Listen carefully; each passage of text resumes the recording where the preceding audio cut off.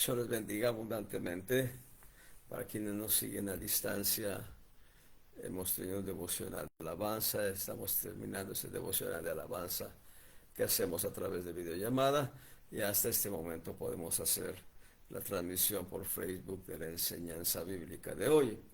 Hemos empezado a hablar acerca del discipulado. Hemos visto ya cuatro principios importantes del discipulado. Número uno, siendo vacíos de nosotros mismos. Esto es, no importando lo que nosotros somos, tenemos o hacemos, sino trascendiendo lo que quiere Dios a través de nuestras vidas. El Señor bendiga a nuestra hermana Carla, siempre fiel a esas transmisiones. Dios le bendiga, amada hermana. Bien, número uno, siendo vacíos. Número dos, siendo cernidos o separados, siendo separados del mundo para estar con el Maestro que nos enseñe la disciplina, que nos enseñe la doctrina. Número tres, si conociendo las reglas o ordenanzas del discipulado, eh, vimos recientemente que los 10 mandamientos de Éxodo 20 y Deuteronomio 5 son los mismos, obviamente. Nos enseñan los tres primeros mandamientos de los 10, nos enseñan a tener una correcta relación con Dios, el hombre y Dios. El cuarto mandamiento es también una correcta relación del hombre con Dios, pero aprovechando el día del reposo, no para ver el béisbol o el básquetbol o el fútbol o que sea, sino para estar en comunión con Dios. No es para hacer carnes asadas y como hacer fiestas. Digamos que el día del reposo es para hacer fiesta con Cristo, fiesta con Dios. Es algo que debemos entender. El quinto mandamiento es la correcta relación de los hijos hacia los padres y evidentemente los padres hacia los hijos. Tanto Malaquías 4 como Lucas 1 nos hablan de lo que Dios estará haciendo, de volver el corazón de los padres hacia los hijos y de los hijos hacia los padres. No sea que venga el Señor y traiga destrucción repentina. Y la revelación de Lucas capítulo 1 dice que Él hará volver el corazón de los padres hacia los hijos y los rebeldes, dice. Esto está evidenciando que vienen tiempos, bueno, nosotros ya estamos viendo los tiempos, aunque Lucas lo estaba diciendo como de manera profética, estamos viendo tiempos en que muchos hijos se han rebelado o han manifestado rebelión en contra de sus padres. Y eso conectado con Malaquías 4, donde dice, antes que venga yo, o, o si no se diera esto, que el Señor vendría a herir la tierra. Y eso habla del día, el día del Señor, el cual es un día de juicio, de disciplina, de, de daño a la humanidad por causa de su rebelión. Y número 4, siendo probados en la obediencia. Cuán importante es que nosotros seamos probados en obediencia a Cristo, en obediencia a su palabra. Y la clave de la obediencia es el amor. En viernes pasados, tal vez hace 3 o 4 semanas, un mes, hablando de la obediencia, un viernes, por cierto. Hablando de la obediencia, tomamos como un modelo negativo de obediencia a Saúl. Saúl es el modelo negativo, o Saúl es quien muestra una vida de desobediencia permanente que empieza con una actitud displicente, pero termina con un espíritu de adivinación antes de ir a la guerra y morir en ella. Dios no quiere que nosotros padezcamos esto. Dios deja la vida de Saúl registrada en la Biblia para que nosotros no imitemos la conducta de Saúl. Saúl fue instruido para destruir todo el pueblo de Amalek. Y es importante esto porque Amalek en el Antiguo Testamento está representando nuestra, perdón, Amalek está representando nuestra carne. Y lo que Dios le instruye a Saúl como una manera de destruir, tomar venganza respecto de un pueblo que hizo estragos en la vida de Israel al ir transitando por un desierto. Ahorita no recuerdo qué desierto es. Amalek representa nuestra carne. Así que la intención de Dios de enviar a Saúl a destruir a Amalek era más bien que Saúl hiciese morir su propio yo, su real ego. Pero Saúl dejó con vida al rey Agag y dejó con vida a lo mejor del ganado. Y eso no había sido instruido por Dios. Agag es el ancestro de Amán, aquel perverso hombre que quiso destruir a toda la nación de Israel en el reino de Asuero, en el reino medo-persa. Así que cuando nosotros no matamos a Amalek, nuestra carne se encargará de destruir todo aquello que podemos amar, todo aquello que amamos, más que podemos amar, todo aquello que amamos. Eso hará la carne. Y sin embargo, Saúl sí mató a todo un pueblo de sacerdotes de Dios. Saúl rompió el mandamiento que dice: no toquéis a mis ungidos, ni hagáis daño a mis profetas. Los ungidos de Jehová, los sacerdotes, fueron muertos, todo un pueblo completo, padres, hombres, varones, niños, mujeres, ancianos, todo el ganado, todo murió. Eso es muestra de un orgullo y una soberbia que invadieron el corazón de Saúl, y ese orgullo y soberbia llenaron su vida de amargura, y termina con un espíritu de adivinación el día anterior a su muerte en la batalla contra los filisteos. Así que, perdón, Saúl dejó tantos testimonios negativos para que nosotros no los imitemos. No imitemos lo negativo. Y bien, hoy vamos a ver el quinto principio del discipulado, si alcanza el tiempo, también el 6 y el 7, pero por lo menos el quinto principio del discipulado nos lleva a conocer los misterios del reino de los cielos. Esto es muy importante. En las universidades teológicas, en los institutos teológicos, enseñan diferentes principios teologales, pero pocas o pocos conocen los misterios de Dios. Recientemente tuvimos la visita de un apóstol en Tijuana, y él nos mostró que hay 12 misterios específicos y puntuales en la Biblia, de los cuales nosotros debemos conocer si nos preciamos de ser discípulos de Jesucristo.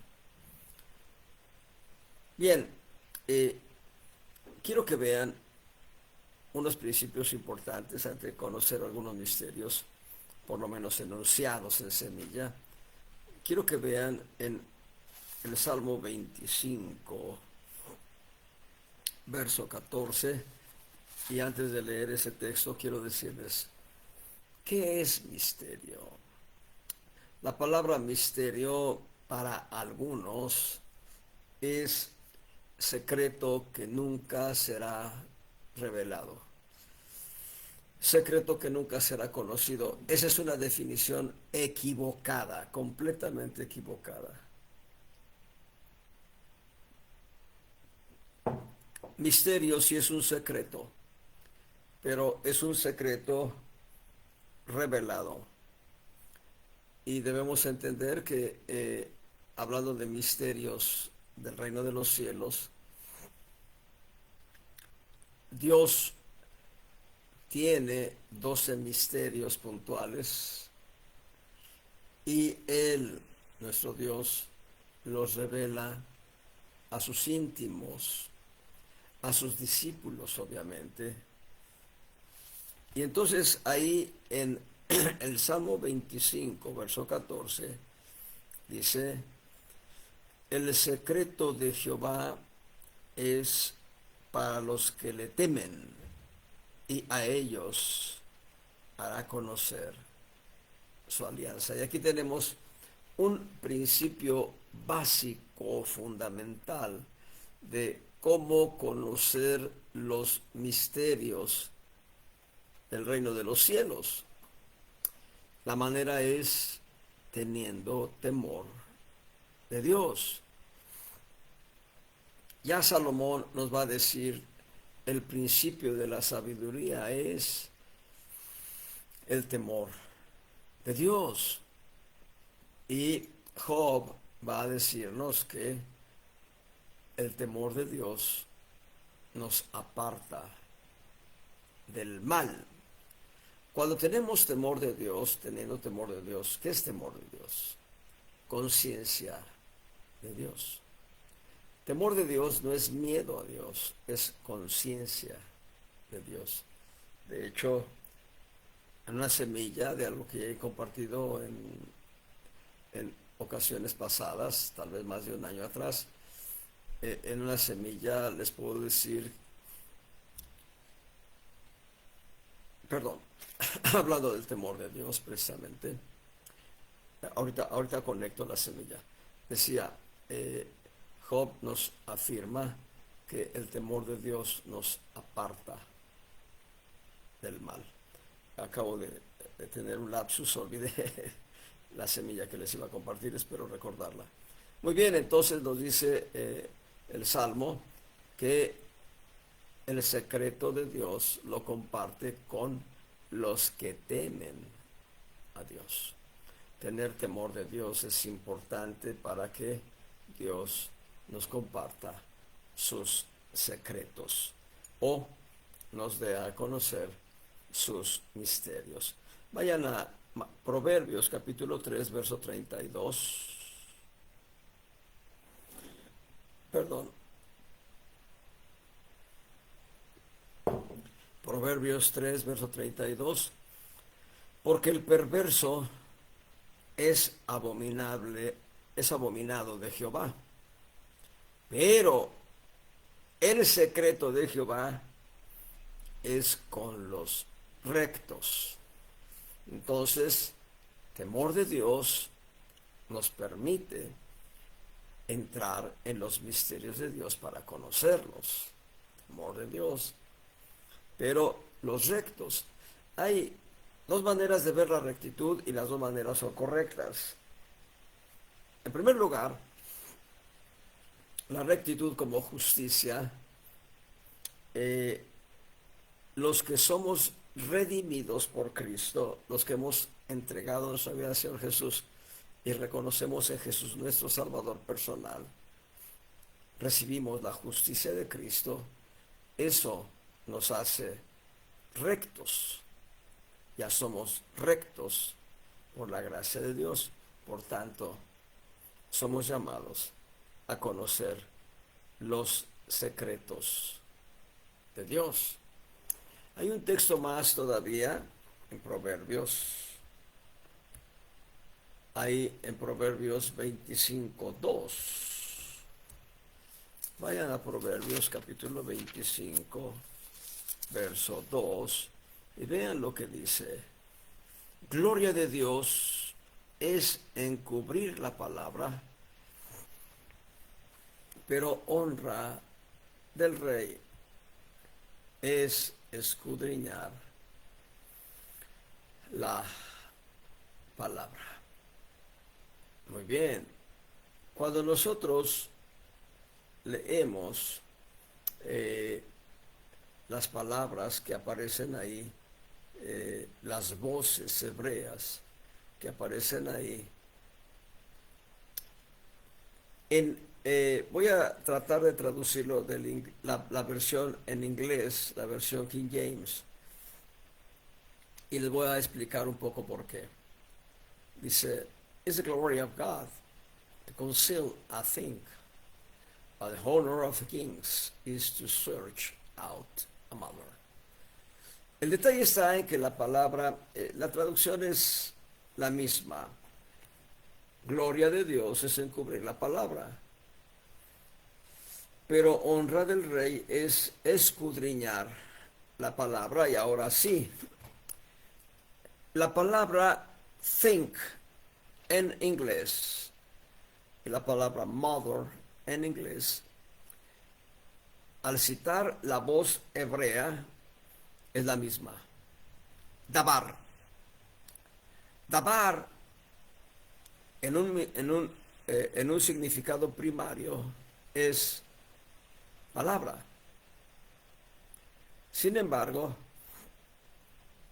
esta voz hebrea, dabar, es en un sentido también secreto. También tiene un significado que quiere decir secreto. Podemos leerlo de esta manera. Bueno, primero, como lo dice la versión de Casiodoro de Reina, la versión antigua: gloria de Dios es encubrir la palabra, pero honra del rey es escudriñar la palabra.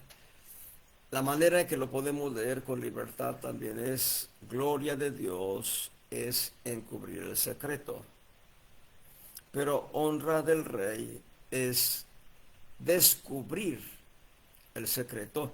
La palabra escudriñar es sinónimo de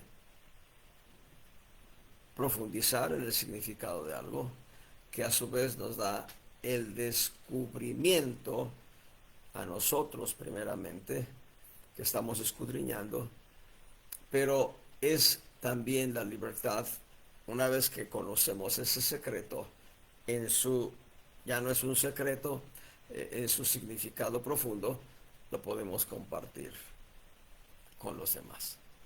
Así que encontramos que gloria de Dios es encubrir el secreto, el misterio, pero honra del rey es escudriñar o descubrir el secreto. Y aquí tienen ustedes una semilla. Nosotros somos reyes en el reino de Dios. Somos reyes en el reino de Dios. Gloria al Señor. Entonces, ¿cuántos son los misterios de Dios? Son 12. No los misterios de Dios, no. ¿Cuántos son los misterios del reino de los cielos? 12. ¿Cuáles son los misterios del reino de los cielos? Veamos algunos de ellos de manera puntual y rápida.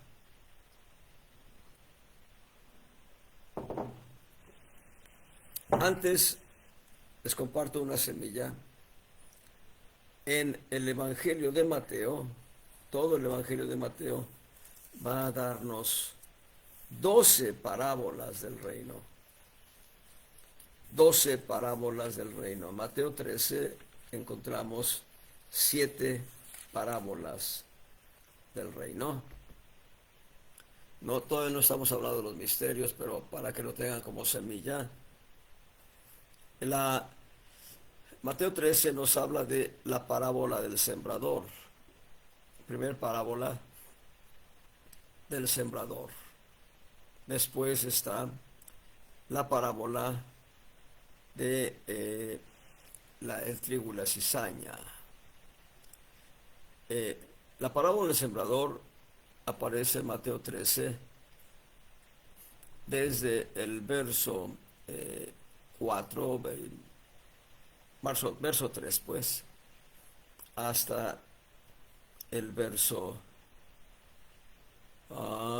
11, pero después viene la explicación de esta parábola en los versos 18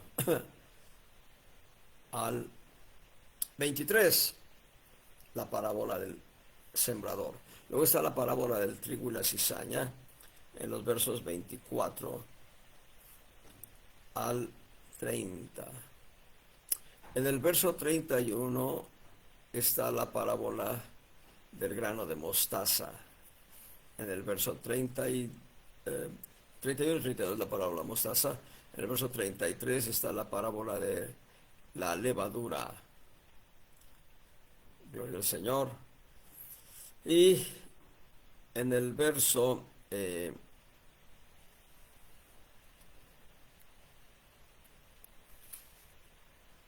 44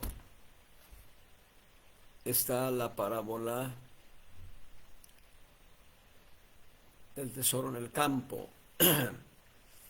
En el verso 45 está la parábola de la perla de gran precio, que es la iglesia. Y número 7, en los versos 47 y 48 está la parábola de las redes del pescador. 7 parábolas. Hay 5 parábolas más en el contexto del libro de Mateo. Y esas parábolas nos hablan del reino de los cielos. Ahora, veamos, les debo 5 parábolas. Ahora veamos algunos misterios, ahora sí por lo menos, en su enunciado. 1 Timoteo 3:16.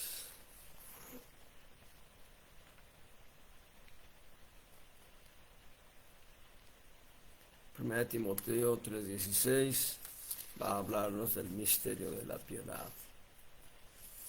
Y sin contradicción grande es el misterio de la piedad.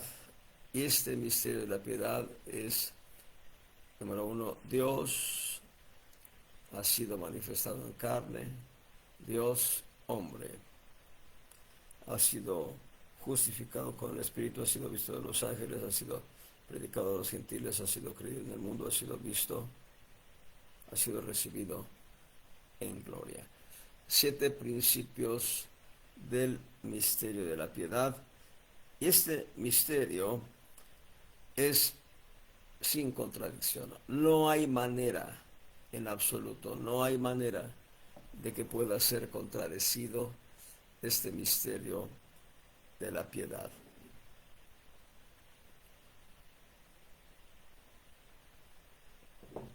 La palabra piedad, eusebeia en griego, la palabra piedad tiene que ver con una expresión de amor manifiesto. Dios nos vio muertos en nuestros delitos y pecados y Dios quiso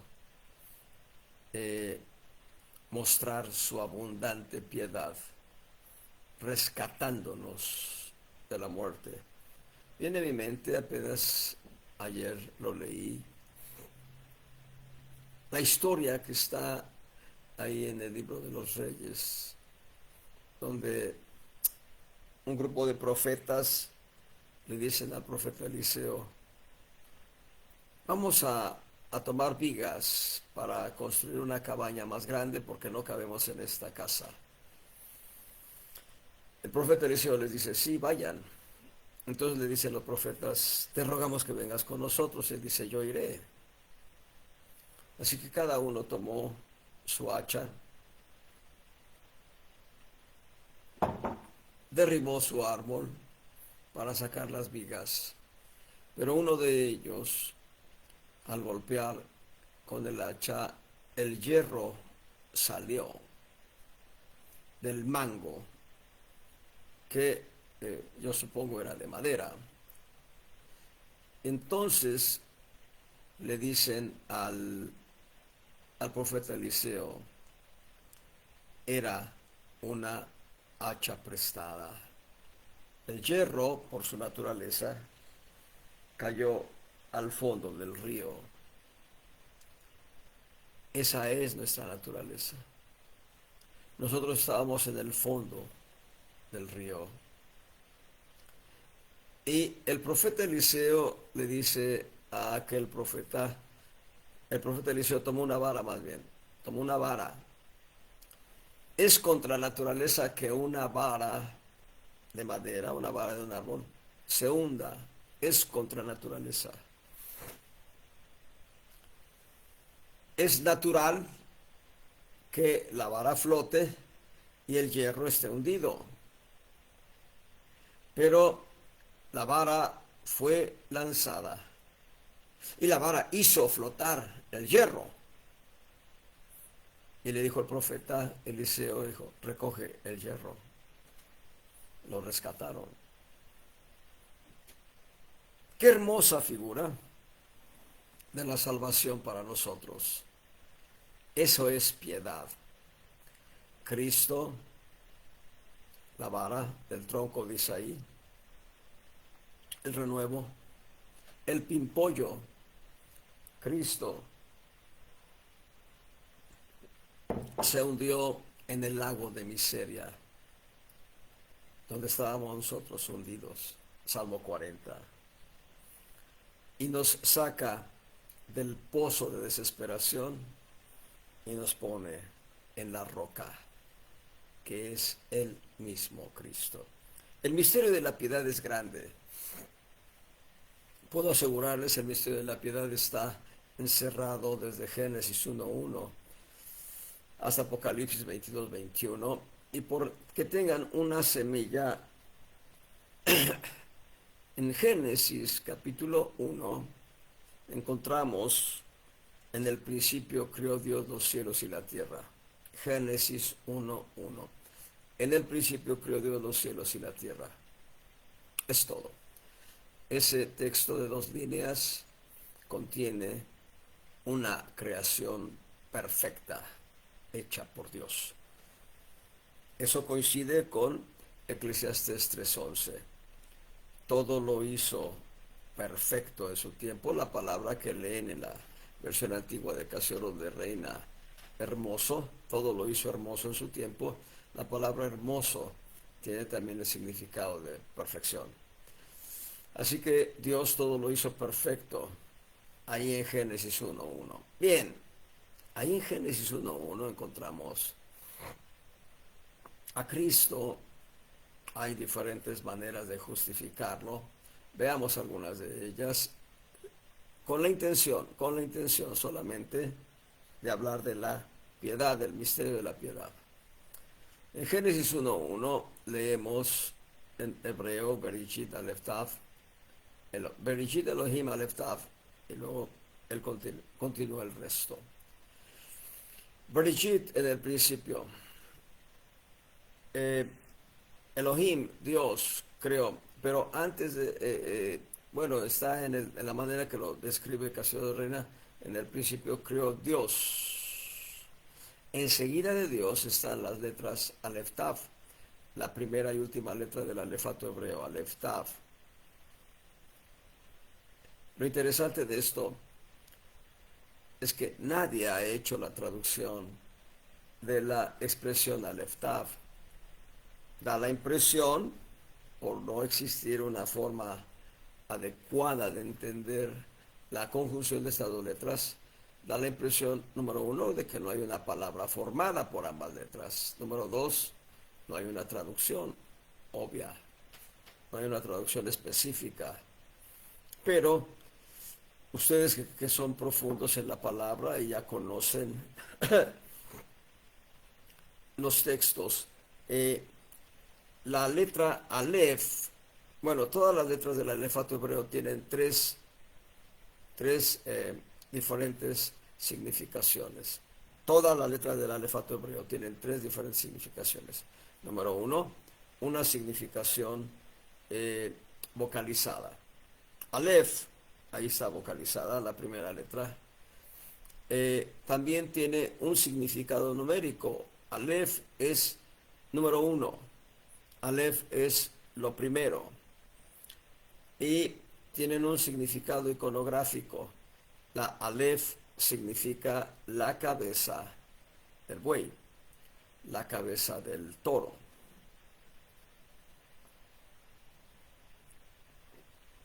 Tav es la última letra del alefato hebreo.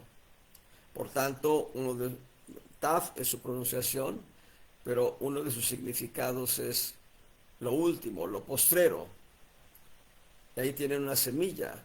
Isaías va a decir 7 veces de Jehová que Él es el primero y el postrero. Y Apocalipsis va a decir 7 veces que Cristo es el alfa y el omega, principio y fin. Pero lo interesante del significado iconográfico de la Taf, último, y la cruz. Ahí está. Bereshit en el principio creó Elohim Aleph Tav, la cabeza que es Cristo, lo dice Colosenses 1, puesta en la cruz. Eso es hermoso porque eso es parte del misterio de la piedad. Gloria al Señor. Y desde Génesis 1:1 hasta Apocalipsis 22:21 encontramos a Cristo. La última palabra del libro de Apocalipsis es amén. Amén es uno de los nombres de Cristo. Él es el amén. El testigo fiel y verdadero. Así que el misterio de la piedad tiene que ver con la expresión viva del amor de Dios hacia la humanidad para hacer esa vara que se profundizó en el río para sacar a flote el hierro, a saber, nosotros los pecadores. Es el brazo desnudo de Dios que se metió en el fango, en el lodo, en la escoria, a fin de sacarnos y lavarnos con la sangre de Cristo y hacernos dignos delante de su presencia. El misterio de la piedad implica muchas verdades. Número uno, Jesús es Dios o Cristo es Dios. Número uno, Cristo es Dios. Número dos, Jesús es hombre. Y número tres, Él se humilla hasta la muerte de cruz. Y bueno, es lo que podemos ver como su humillación. Y número cuatro, su exaltación. Y su, número 5, su poder. Número 6, su gloria. Y número 7, su eternidad. Es interesante el misterio de la piedad. Les dije 7 enunciados que tienen que ver con el misterio de la piedad. No la estoy desarrollando la enseñanza, solamente estoy dando la semilla, el misterio de la piedad. Si ustedes ven en Efesios 3, del 1 al 9, Efesios capítulo 3, versos 1 al 9. Por esta causa yo, Pablo, prisionero de Cristo Jesús, por vosotros los gentiles, si es que habéis oído la dispensación de la gracia de Dios que me ha sido dada para con vosotros, a saber que por revelación me fue declarado el misterio, como antes he escrito en breve, leyendo lo cual podéis entender cuál sea mi inteligencia en el misterio de Cristo. Aquí está el misterio de Cristo. El verso 5, el cual misterio en otros siglos no se dio a conocer a los hijos de los hombres, como ahora es revelado a sus santos apóstoles y profetas en el Espíritu. Hoy es revelado el misterio que no fue dado a conocer a los santos del Antiguo Testamento. Verso 6, que los gentiles sean juntamente herederos e incorporados y consortes de su promesa en Cristo por el Evangelio. Y aquí encontramos el misterio de Cristo, el misterio de los gentiles. Bendigo a Dios que puso sus ojos en mí, un hombre pecador, un hombre malo, y me salvó de mi vana manera de vivir, como lo ha hecho con ustedes. Lo trascendental de esto es que yo no soy judío, no tengo yo referencias de tener filiación judía, soy un gentil.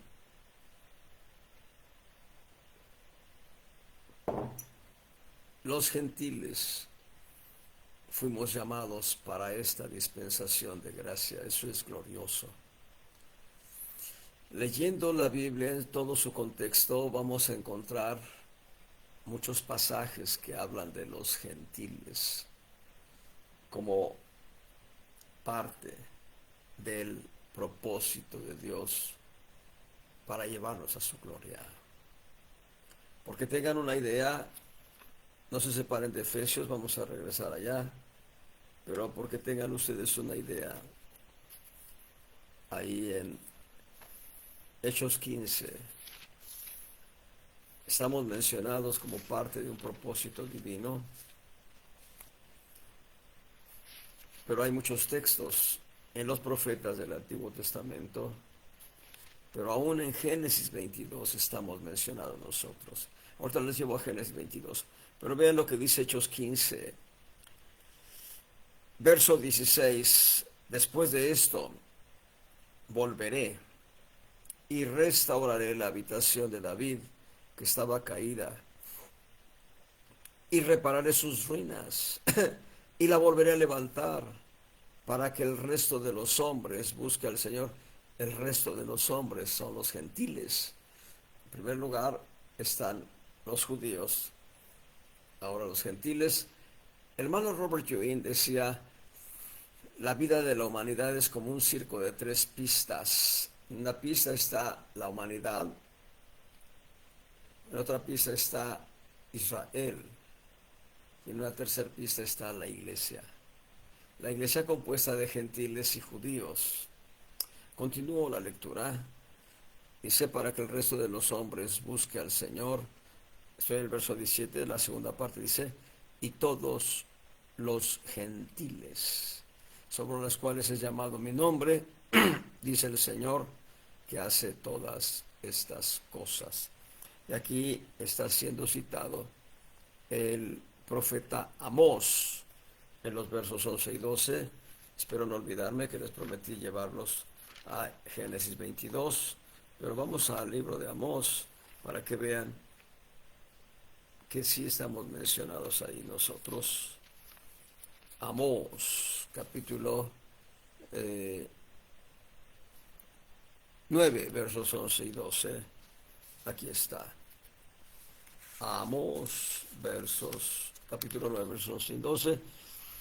En aquel día yo levantaré el tabernáculo de David caído y cerraré sus portillos y levantaré sus ruinas y edificarélo como en el tiempo pasado, para que aquellos sobre los cuales es llamado mi nombre posean el resto de Idumea y a todas las naciones.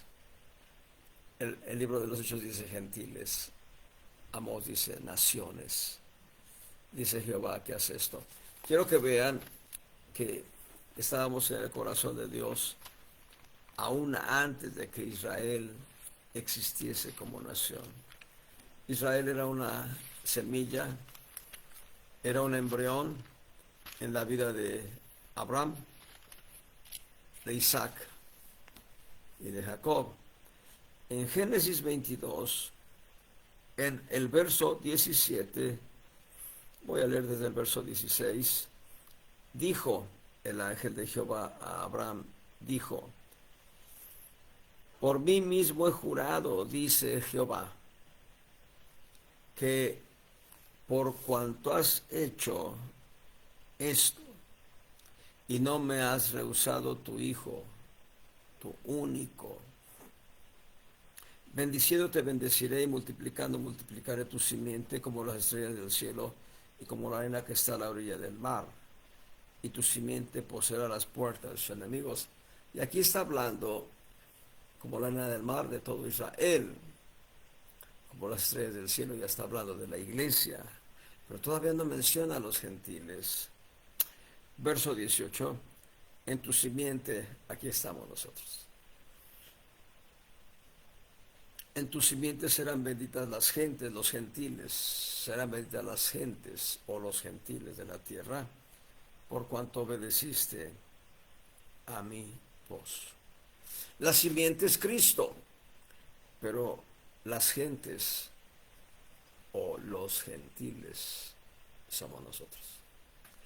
En la simiente de Abraham, que es Cristo, nosotros los gentiles habríamos de ser bendecidos, somos bendecidos. El misterio de Cristo con los gentiles. Y podemos hablar todavía de, nosotros como gentiles somos una vez de Cristo, una vez salvos, somos herederos, somos incorporados o somos parte del cuerpo de Cristo y somos consortes o participamos de la misma bendición de Cristo dada a los redimidos. Bendito sea el Señor, esto es hermoso. Así que el discípulo conoce los misterios, pero no solo conoce los misterios, el discípulo disfruta no solo del conocimiento, sino de la verdad que envuelve ese conocimiento. Veamos en... Estamos en Efesios capítulo 3 y nos quedamos en la lectura de ahí del verso 6. Verso 6. Que los gentiles sean, estoy en Efesios capítulo 3, verso 6. Que los gentiles sean juntamente herederos e incorporados y consortes de la promesa de Cristo por el Evangelio. Dice el verso 7, del cual yo soy hecho ministro por el don de la gracia de Dios que me ha sido dado según la operación de su potencia. A mí que soy el menos, que el más pequeño de todos los santos, es dada esta gracia de anunciar entre los gentiles el evangelio de las inescrutables riquezas de Cristo y de aclarar a todos cuál sea la dispensación del misterio escondido desde los siglos en Dios, que creó todas las cosas, dado el evangelio también a nosotros. ¿Qué otros misterios podemos ver? Voy a mencionar algunos más todavía. El misterio de la iglesia, creo que no lo mencioné. Efesios capítulo 3, versos 5 y 6, el cual misterio en los otros siglos no se dio a conocer a los hijos de los hombres, como ahora es revelado a sus santos apóstoles y profetas en el Espíritu, que los gentiles sean juntamente herederos, incorporados y consortes de su promesa en Cristo por el Evangelio. Aquí estamos hablando del misterio de la iglesia.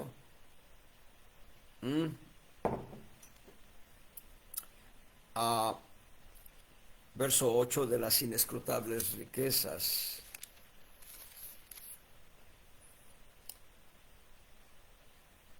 Las inescrutables riquezas de los santos. Verso 9, el misterio de la creación. Colosenses 1, 26 y 27.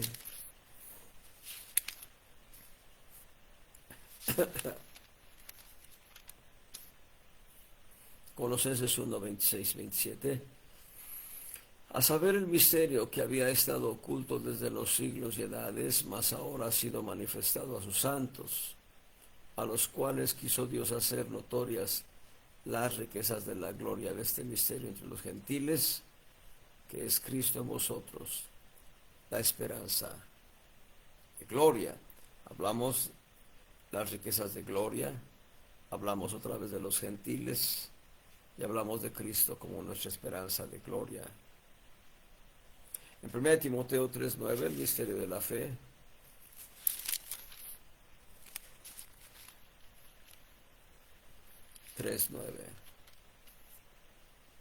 Que tengan el misterio de la fe con limpia conciencia. El misterio de la fe con limpia conciencia. Y la fe es algo que no se origina en nosotros, sino se origina en Dios. Hebreos 12,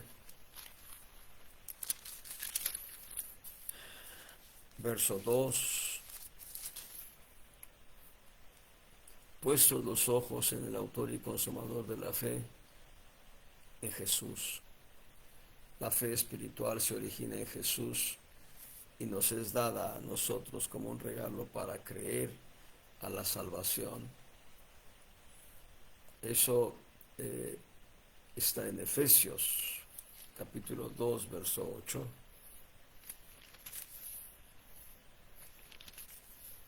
Efesios 2, 8. Porque por gracia sois salvos por la fe. Y esto no de vosotros, pues es don, es regalo de Dios. Entendamos esto, la fe es un regalo que Dios nos da para creer a la gracia. Es, diríamos, un círculo virtuoso que nos es dado a nosotros. La fe nos es dada por gracia. Esa fe que nos es dada por gracia, nos es dada para creer a la gracia. ¿Qué es la gracia? Cristo Jesús murió por nosotros en la cruz para darnos acceso al Padre, para darnos un lugar en el cielo. La fe no es algo que surge de nosotros.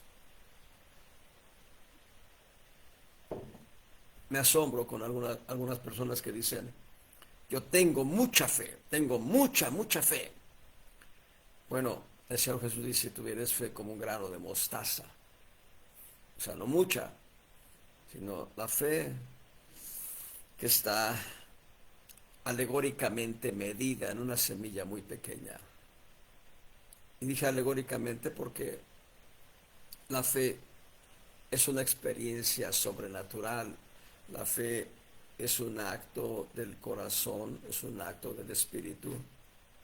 La semilla de mostaza es algo físico. Por eso es una alegoría. Y el Señor dice que si tuviéramos fe como un grano de mostaza, le diríamos a la montaña que se moviese y la montaña se movería. Si tuviésemos fe como un grano de mostaza, le diríamos a un árbol: desarrágate, plántate en la mar, y sería hecho. Si tuviéramos fe como un grano de mostaza, le diríamos a las personas enfermas de cáncer: sé sano, sé sana, y recibirían sanidad. Si tuviéramos fe como un grano de mostaza, le diríamos a los enfermos de enfermedades terminales o de enfermedades incurables: recibe sanidad en el nombre de Jesús. Y sucedería. Por eso me asombra cuando alguien dice: yo tengo mucha fe. Bien, la fe fue dada a nosotros para creer, eso lo dice Efesios. Es un regalo para creer. Y la fe también es un regalo dado a la iglesia a través del don de fe, para gente a quien el Espíritu Santo en su soberanía le regaló el don de fe, y a través del don de fe van a suceder milagros, prodigios, sanidades, van a suceder eventos grandes, gloriosos y sublimes por causa de la fe de Dios regalada a alguien en específico. Decía mi pastor en la Ciudad de México: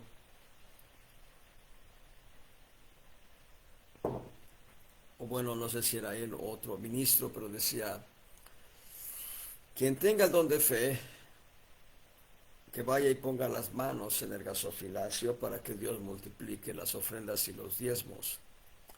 Yo diría, y yo no diría, yo voy a decir, quien tenga el don de fe, doble sus rodillas y haga confesiones para que las iglesias vuelvan a ser llenas de creyentes en Cristo.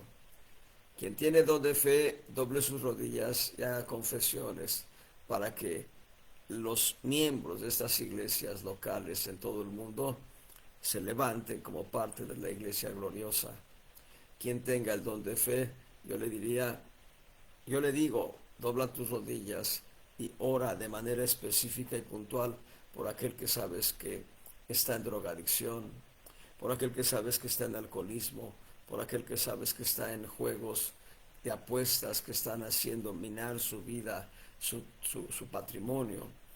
Yo te digo, si tienes el don de fe, dobla tus rodillas y empieza a hacer confesiones de eventos completamente milagrosos. Gente que está en enfermedad terminal, a la que ha sido desahuciada, hablar la palabra de fe para que se levante en el poder de la resurrección de Cristo. Eso va a provocar una revolución espiritual para que la gente venga al Señor. En Ciudad Madero, Tamaulipas, se presentó un evangelista. Iba lastimado, iba muy dolido, había sufrido, como dice el canto, el desierto ha cruzado, etcétera, etcétera, ¿no? Llegó a una iglesia pequeña en Ciudad Madero. Platicando con el pastor de esa iglesia pequeña, el pastor le preguntó, ¿es usted ministro de Dios? Él contestó, por la gracia de Dios, sí. Entonces el pastor le dijo, compártanos esta noche, predique usted esta noche. Aquel evangelista que iba quebrantado, que iba quebrado, en la noche dio un mensaje. Pero más allá del mensaje, oró por una niña que era invidente. La niña recuperó la vista después de la oración de aquel evangelista. ¿Saben cómo estaba la iglesia al día siguiente, verdad? Estaba llena a reventar. Dios había obrado poderosamente a través del misterio de la fe, a través del don de fe, para que la gente viniera a escuchar el Evangelio de Jesucristo. El hermano Philip Stanley, aquel profeta de Dios que algunos de ustedes conocieron, él estaba en la India, en uno de los diferentes viajes misioneros que hizo a la India, y estaba en una aldea, estaba predicando, así que hubo un efecto hermoso porque mucha gente vino a escuchar la palabra de Dios en ese lugar. Pero entonces vino también un brujo, y ese brujo iba con la finalidad de avergonzar al siervo de Dios. Esa noche, terminado de predicar, hermano Philip dijo, bueno, aquí hay alguien que tiene un problema estomacal, un problema gastrointestinal, no sé qué es, pero pase al frente y vamos a orar por él. No, bueno, no quiso pasar, bueno, estaba afuera, el brujo estaba fuera del local, escuchó. Entonces dijo, hermano Philip, ven, aunque no pase, vamos a orar. ¡Pum!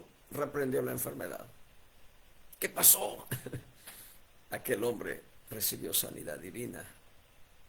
Y al recibir sanidad divina, recibió revelación del misterio de Cristo. Al día siguiente estaba el evento todavía, la iglesia se estaba reuniendo todos los días. Así que aquel hombre fue y dio testimonio y dijo, bueno, yo soy así, yo era esto, así. Ayer yo venía con el afán de hacer este daño y sin embargo el predicador dijo que alguien estaba enfermo del estómago y yo era esa persona. No quise asomarme, no quise decir que era yo, pero cuando él oró, yo recibí la sanidad, así que reconozco a Jesús. Hermanos, esto es hermoso, el misterio de la fe, y es muy, muy grande el tema de los misterios. Espero la próxima semana darle un golpe al clavo para remachar por lo menos las semillas. No he dado todos los misterios de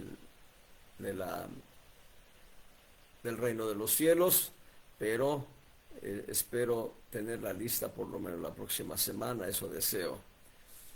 Y gracias a todos los hermanos, nuestra hermana Carla, nuestra hermana Susana Barrios, nuestra hermana Silvia Barrios, Esther, Dios te bendiga, hermana Enriqueta Barrios, hermana Liz, qué bendición, hermana Lupita Zamora, a todos bendiciones, todas son mujeres aquí, a todas ellas bendiciones, gracias por seguirnos en esa transmisión, Dios les bendiga abundante.